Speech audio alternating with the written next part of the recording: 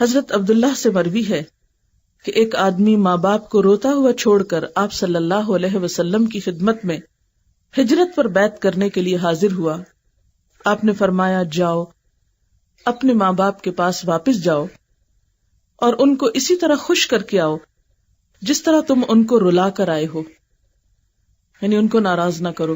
یعنی حتیٰ کہ ہجرت جیسا عظیم عمل جو ہے اس سے بھی روک دیا جب تک کہ ماں باپ خوش نہ ہوں.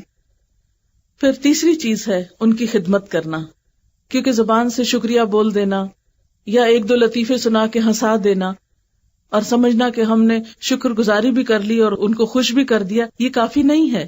اس کے لیے خدمت کا عمل بہت ضروری ہے. نبی صلی اللہ علیہ وسلم نے فرمایا وہ آدمی ذلیل ہو پھر ذلیل ہو پھر ذلیل ہو. لوگوں نے پوچھا اے اللہ کے رسول صلی اللہ علیہ وسلم کون آدمی؟ فرمایا وہ آدمی جس نے ماں باپ کو بڑھاپے کی حالت میں پایا، دونوں کو پایا یا کسی ایک کو پایا، پھر ان کی خدمت کر کے جنت میں داخل نہ ہوا.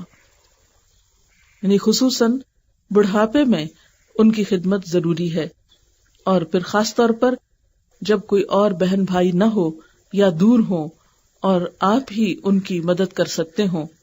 ایک صورت تو یہ ہوتی ہے کہ بہت سے بچے ہوتے ہیں، کبھی ماں باپ بڑھاپے میں ایک کے پاس کبھی دوسرے کے پاس، تو مل جل کر اس کو مینج کر لیتے ہیں. لیکن بعض اوقات ایسی صورت ہوتی ہے کہ آپ کے سوا کوئی اور ان کا خیال رکھنے والا نہیں، تو اس صورت میں خاص طور پر یہ وعید سنائی گئی کہ پھر ایسے شخص کے لیے تو جنت بھی حرام ہے، کیونکہ آپ سب جانتے ہیں کہ ماں کے قدموں تلے جنت ہے.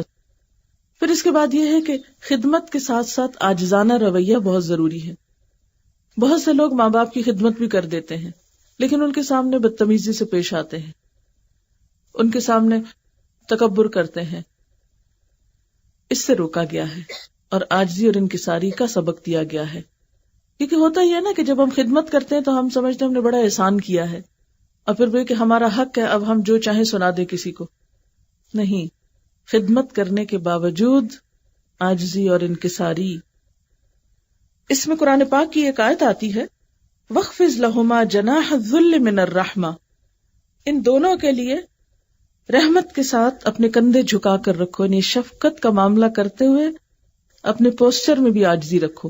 یعنی ماں باپ کے سامنے آپ اکڑ کر نہیں بیٹھ سکتے، کندھے نہیں اچکا سکتے، گردن نہیں پھیر سکتے یا سر نہیں جھٹک سکتے.